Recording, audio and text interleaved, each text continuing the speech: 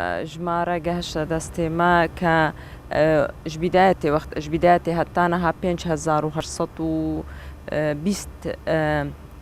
êzidî li bin destê Daeş bûn. Çi mextûf bûn û çi mefqûd bûn gelek ji wan me nizanî me tiştek nizanî ser wan. Ji van 5800 teqrîben 10100 yan 10200 kes hetaniha rizgar bûyne û vegerayîne. طبعاً ji wan 2800 ji wan jin in û hinek zarok in û ededekî gelekî kêm zelam in.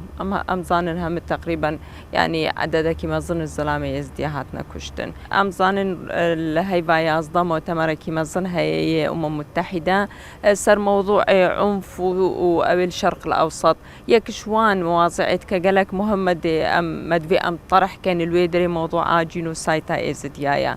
فمؤتمري حفتيا بيتن الفرنسا وكو ام دبيجن ورقة عمل بو حاضر كرن بو مؤتمري مها يازدا كأم او كسر بكن بو خلقي واضح بكن وبلغنامه وبتقارير تشبسري ازدياهات يا ضحايتوان چندن دا ام في تشتي تحويل كان بو محكمة الجنايات العليا حتى قرارك السر بدن فعلا اف جينوسايد بو